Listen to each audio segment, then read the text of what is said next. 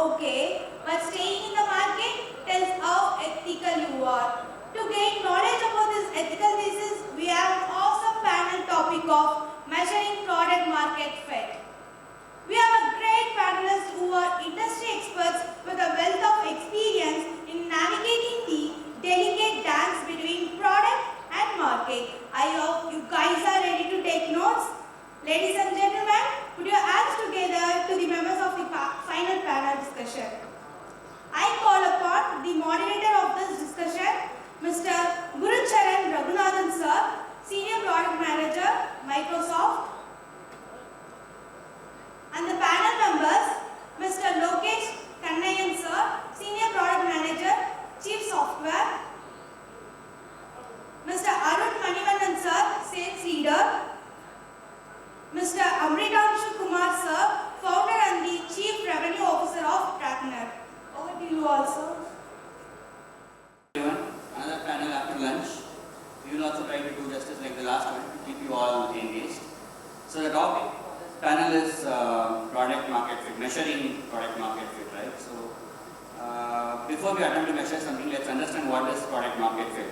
Product is something smart entrepreneurs like you and some of the product professionals like us try to build in such a way, try to solve some user or customer's problem, right? So market is nothing but a bunch of customers who are willing to pay for the problem you are trying to solve.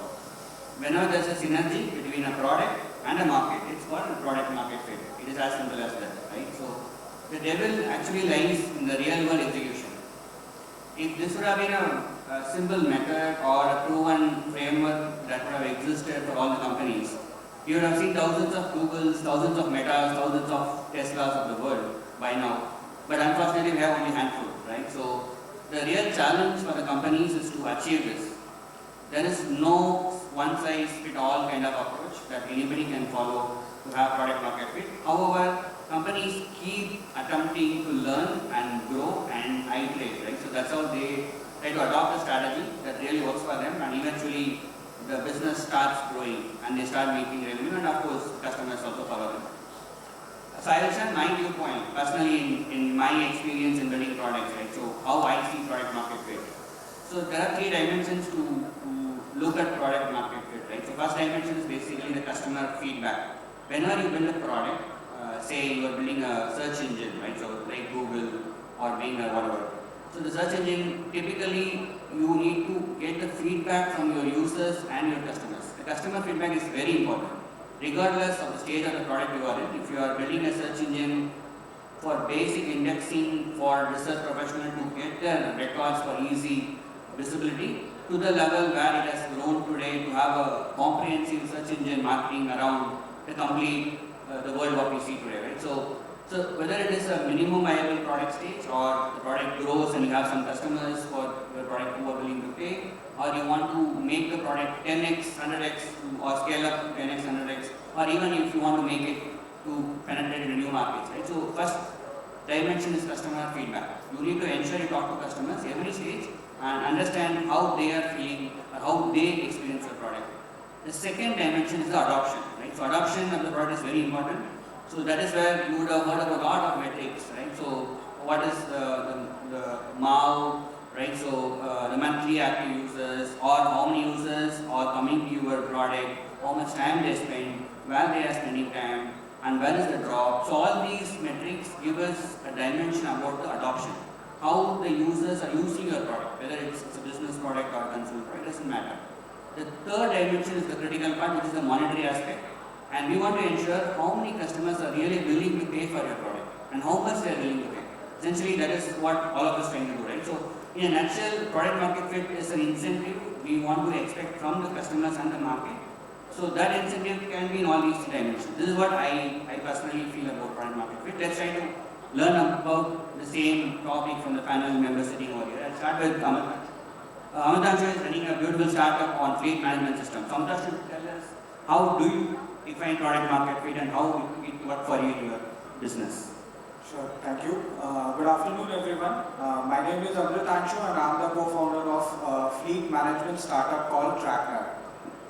So, before starting on how exactly to figure out your product market fit, let's understand what is product market fit.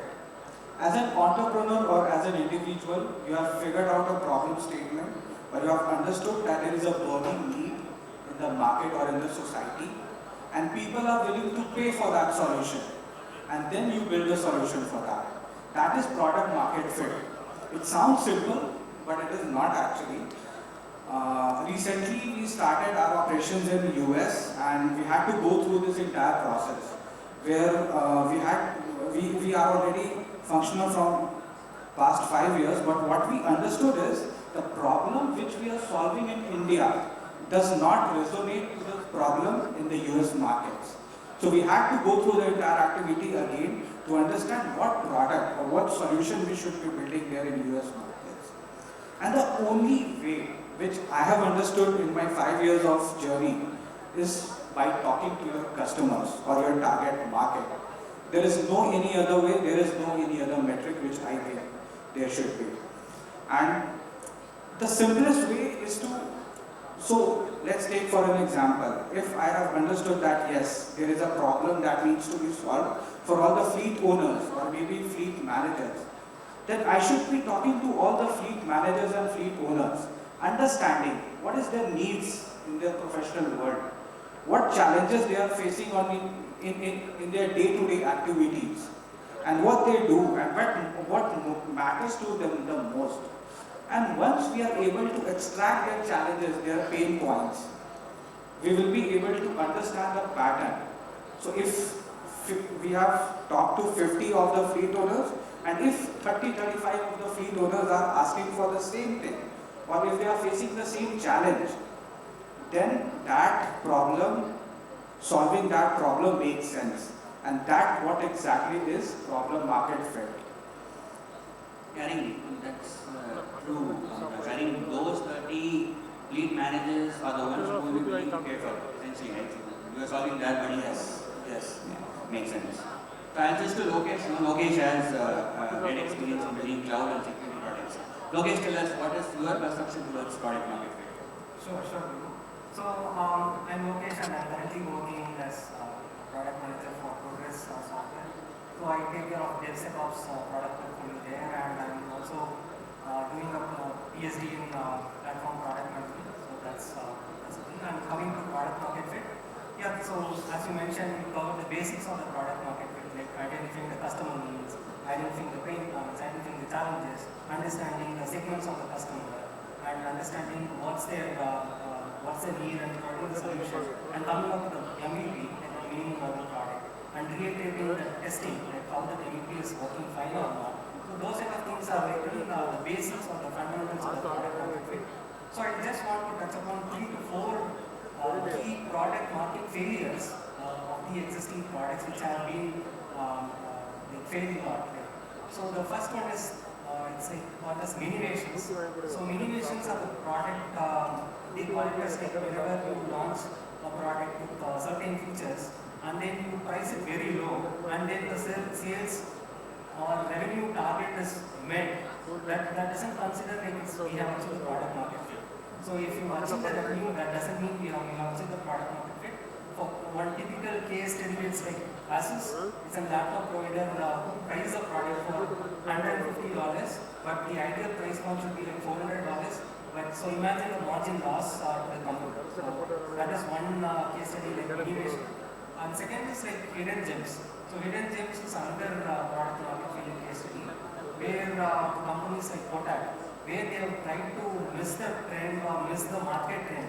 So Kodak has missed the market trend of adopting the digital technology. That's where other companies like Samsung and other Sony, they tried to capture the market share and they lost the market share. So again, product market failure is missing the market trend and losing the market share. So that is second case study. And third case study is like it's called feature shock. Due to feature shock, the product market failure happens. Say for example, whenever being a product manager, we are too tuned towards building a lot of features. Like let's say you try to build 10 to 15 features in release and you market it a lot, and at the end most of the features that isn't needed by the users. So the famous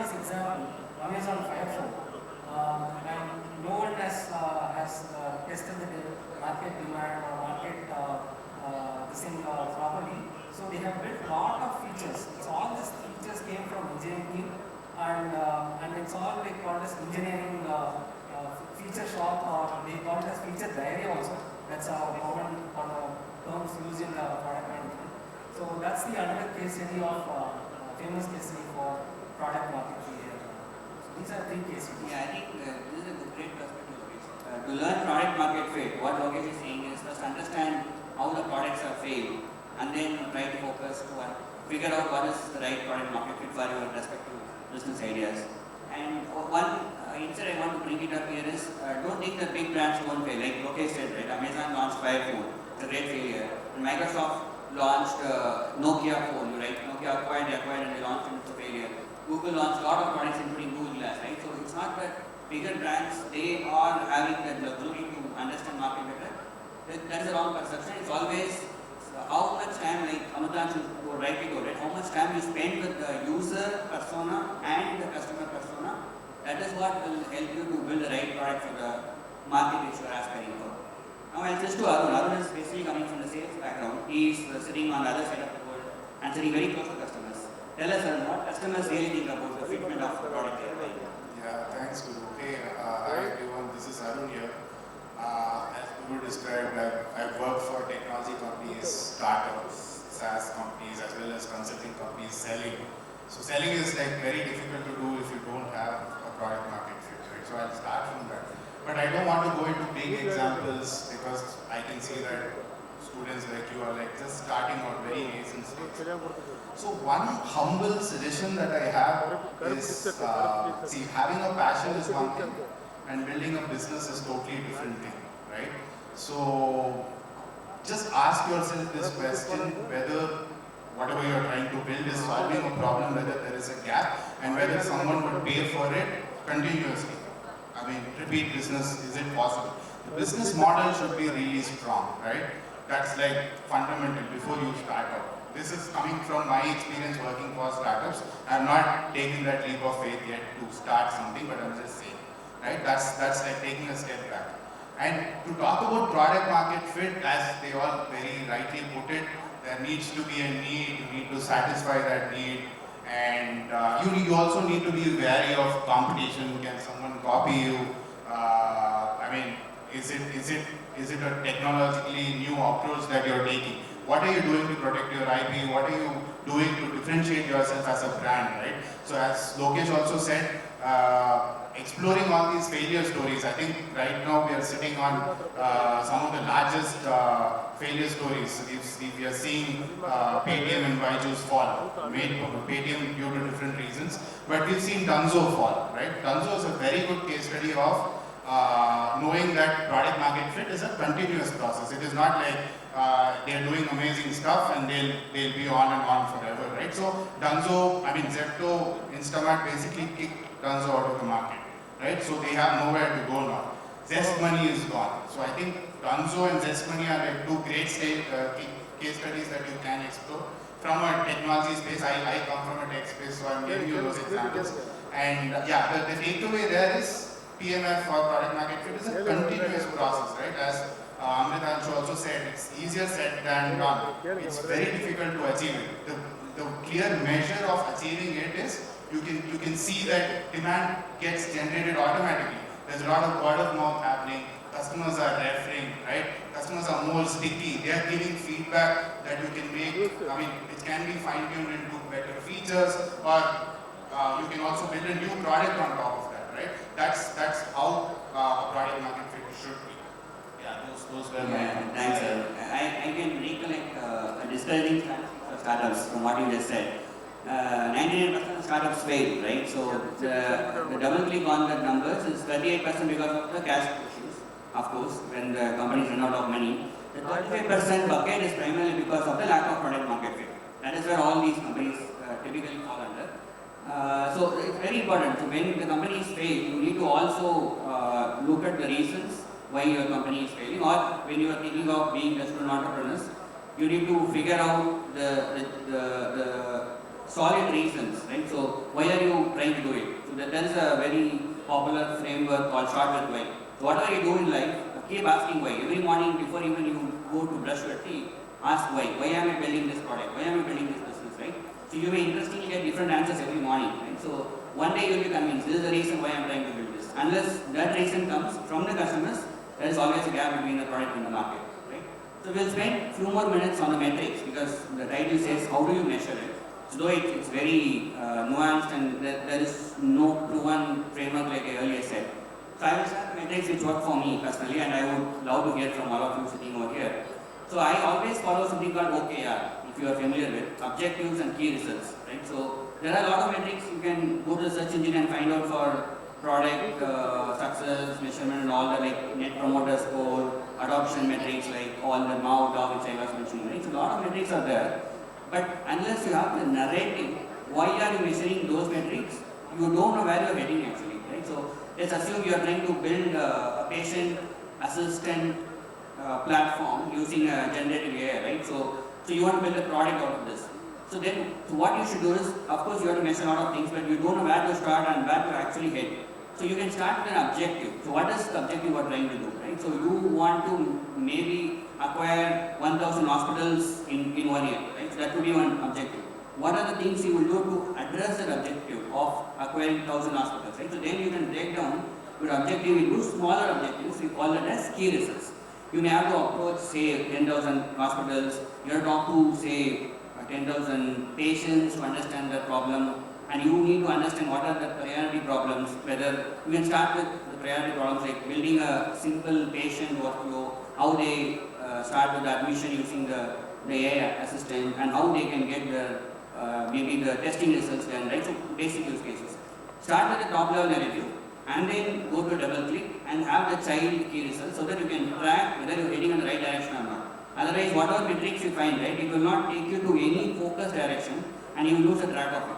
And of course, you have to have the objective and all the three pillars I mentioned. One is on the customer feedback, one is on the adoption, and another one is on the revenue. Say you want to achieve $1 million USD in 2 years, right? That should be your top level revenue. And you need to ask professional like Arun how to chase that number, right? So the strategy you have to lay down. You have to work with all your stakeholders in your organization or the startup to figure out how all of us together can chase the top level objectives. Right? So objectives and key results is a very good framework.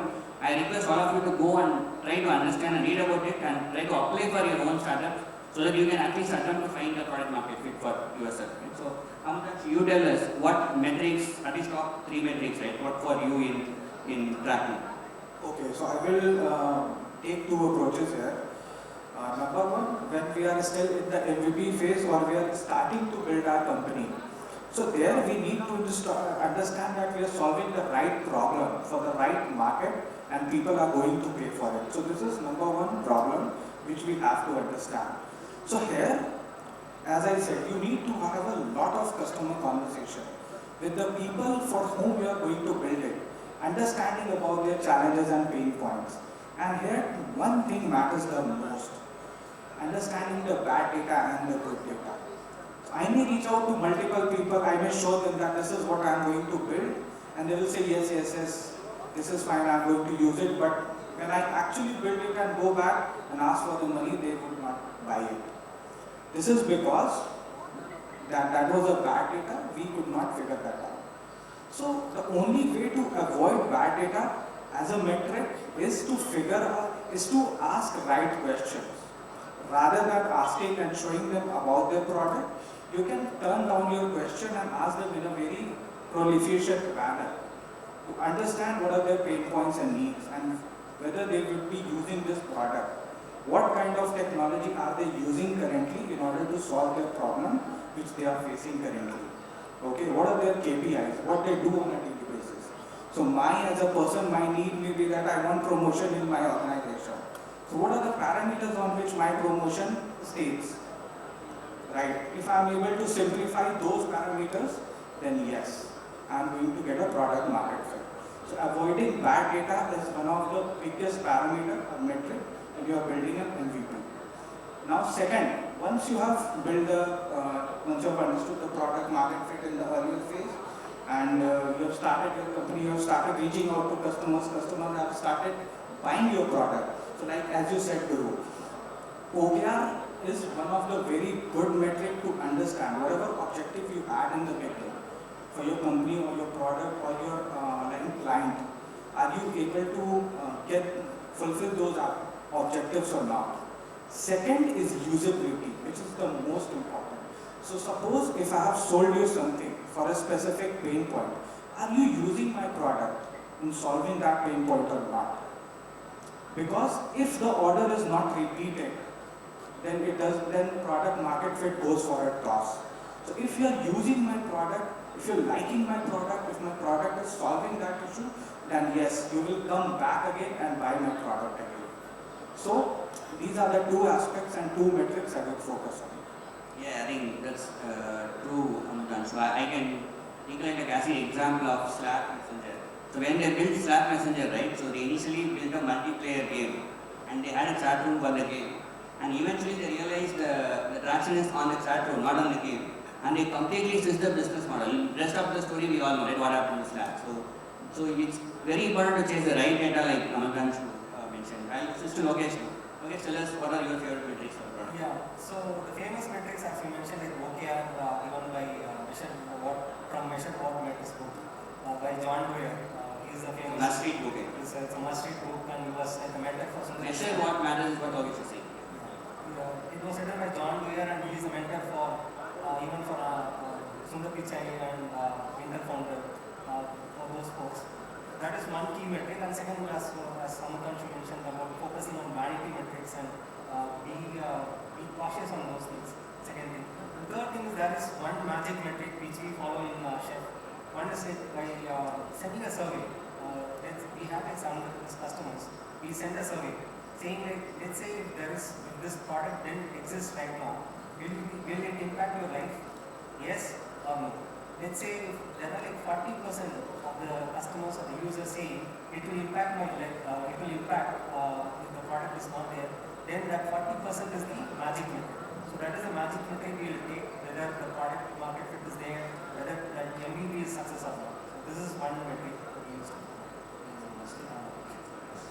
Arun, what are your go-to metrics? Yeah, I think without complicating, right, because at a very early stage, unless you have an idea like an Airbnb or an Uber, all the best on that, but you can easily find a similar company and see how they have attained product market fit, right?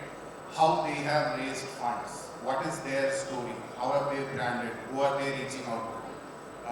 You can draw a parallel, right? I'm not saying like, of course you have differentiators, but I think that is one of the best metrics, and of course, like, yeah, can't deny talking to customers, and preferably these customers or like prospects whom you can sell into in the future should be your friends or through your network who can be really candid, right? So if you go to strangers, they might be polite. I mean, unfortunately, we are not yet trained to say bad things in a good way. So if they are your friends, I think you'll get advice at least to exit at an early stage, right? So I think these would be the simplest metrics when someone is a 3-employee company or a 4-employee. Yeah, that makes sense. So even talking to customers, as all of us are mentioning, right, it is not as easy as we are saying. So you need to ask the right questions, of course, and you need to collect the right data points. That has to be translated to the takeaways that you can convert into metrics, and that metrics can be used to measure if you are in the right direction or not.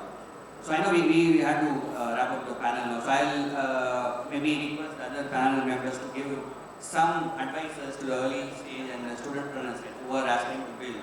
So like Arun rightly called out, they are still figuring out how to kick off, right? So having that in mind, Amritanshu, what is your piece of advice for them to how they can get started?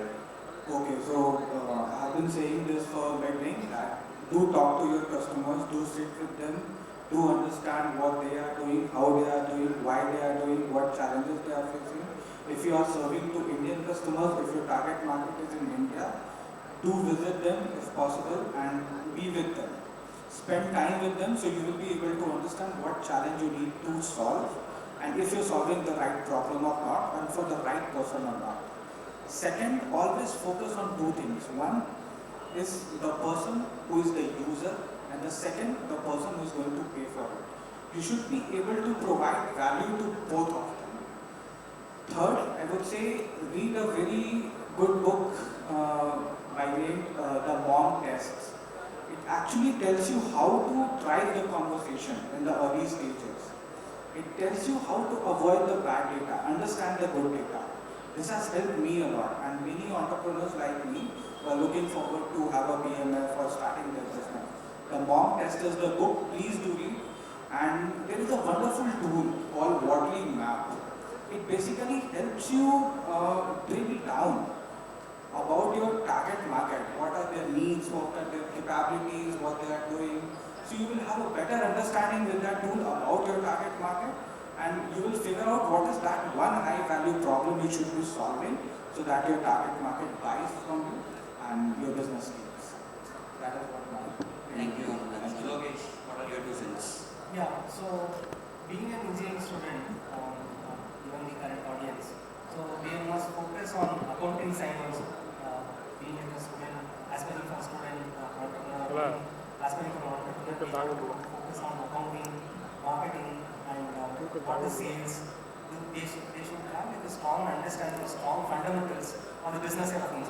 That is number one thing. And second thing, like as Amritanshu said, like understanding the customers. So there is a famous philosophy from Intuit. They follow a framework called go to home approach. They ask the employees or product managers, follow the users till their home, understand what they are doing at the back, and understand what the mouse clicks, understand the keyboard movements. That's how they try to, that level of depth they go to design the product. So that is a go to home approach, that is second framework. And third is to have a clear-cut understanding of the different business models and different level of case studies in the market. That is number 3. And number 4 is understanding consumer psychology or customer psychology. There is a famous book written by Cook. So that is they have a framework called B equal to MAP, that is behavior equal to motivation into activation into trigger. So that is the psychological model, underlying psychological model used in building Twitter, LinkedIn, Facebook. A lot of B2C products are built on that framework. So Cook is on that framework, they can go and study and they can As we are talking about suggestions, I will take the opportunity to talk about the book which me and Lokesh has written. It's called Product Management Simplified. So given most of you are at the early stage, I think that will also give you a basic understanding of what we are talking here on product market fit. It's available in Amazon and Flipkart, you can go and buy. It's Product Management Simplified, written by both of us. And I'll go to Arun now. Please share. Just, same final thoughts. At a very early stage, try not to be too stubborn on the idea. Try to be flexible because like ideas, problems also change. So the customers are also changing. So what they need today, they might not need in 12 months. So get started. If you have the right team, get started. But don't be stubborn on the idea. Be flexible. Be ready to unlearn and quickly pivot to something else based on the market feedback. That's what I think that's also equally important. Thank you, Arun. Given the opportunity you all have here, the institute is going to set up the incubation center. So this is going to be a great ecosystem to start and learn and even fail. That's okay to fail. And that is going to give you a lot of insights for the rest of your life to become a successful entrepreneur. So thank you all for giving the opportunity and thank you all of you for joining today for this interesting panel and sharing the insights. Thank you everyone. I'll open up for Q&A. If anybody is having any questions for next 5 minutes.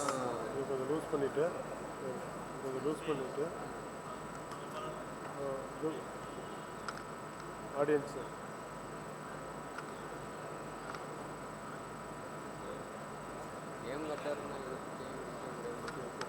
தெளிவு இருக்குல்ல இதில் கொண்டு வரணும்னா இப்போதான் ஒரே விஷயம் சொல்லி கொடுத்துட்ருக்கேன் இது அப்படிங்கிற இல்லை கொஸ்டின் ஆன்சர் தான் இவர் மைக் வச்சுருக்காரு இவர் தான் அடுத்து வருவார்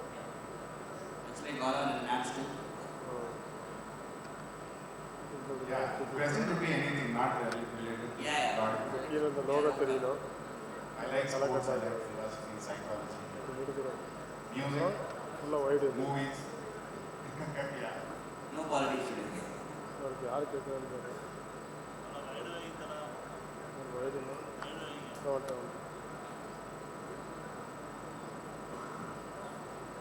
Hi sir, I'm Sushma studying BC final year in Manivannan College, Trichy. When I'm creating a product, I have to consider the customer as well as the one who is going to pay for it. So when I'm saying about the product, I will be giving some budget for that. So when they ask for reducing the budget, I can do it. But when I reduce the budget, the outcome of my product, that is the standard, will be also reduced. The question is, should I focus on getting the customer, or should I be focused on getting my standard, my review on the product? Which should I focus on? I'll take that too. Yeah, since it's related to sales. Yeah, so I think you're talking more about a service than a product, because like if someone is negotiating on the price and if you're degrading quality, it must be a service, I assume. Or is it a Electronic products.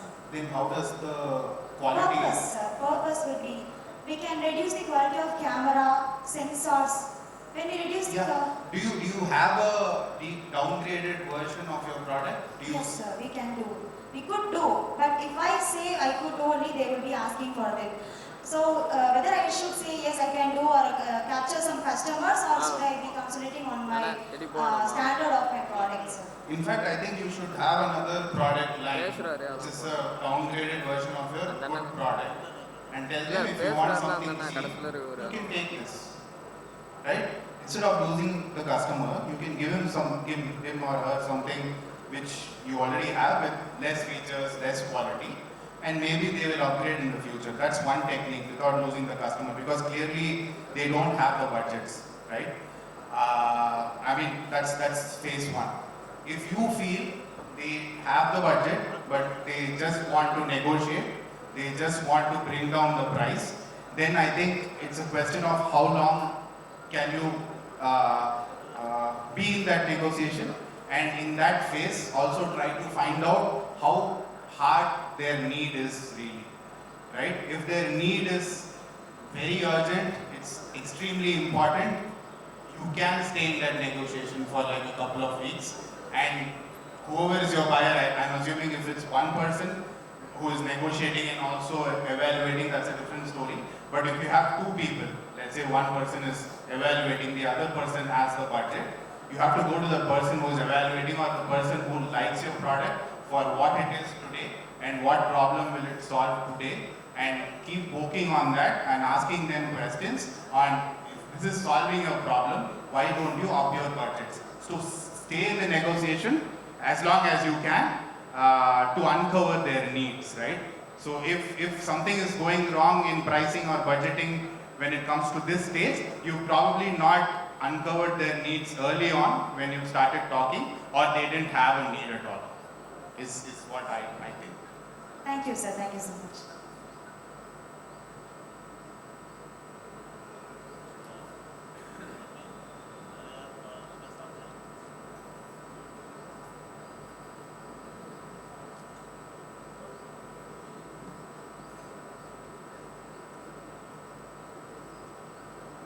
Good afternoon, sir.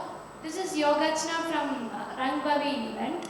So I have a simple question: why marketing process is called as a social process, sir? I haven't heard that. It's new to me. What do you mean? Can you please elaborate?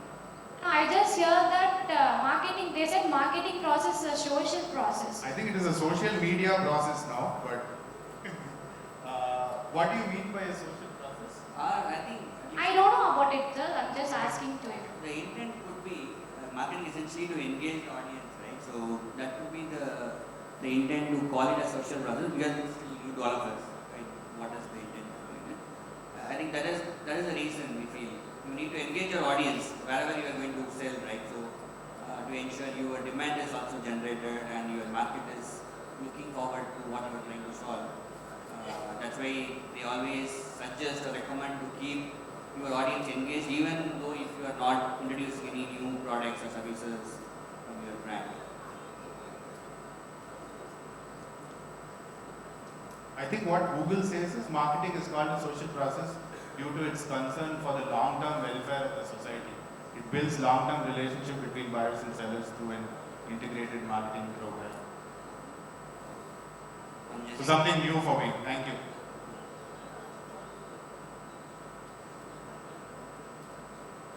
We hope no more questions and we are wrapping up. Thank you all. Thanks for the opportunity. Thank you. Have a good evening. Thank you, everyone.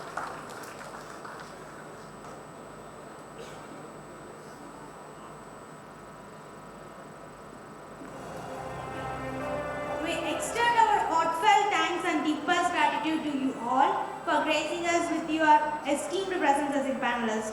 It's a pleasure to honor you all with a memento. For this, I would like to call upon Dr. Singaruvel, Professor, Head of Information Technology, KSR College of Engineering, and Mr. Balasubramaniam Jayam, Founder and CEO of the app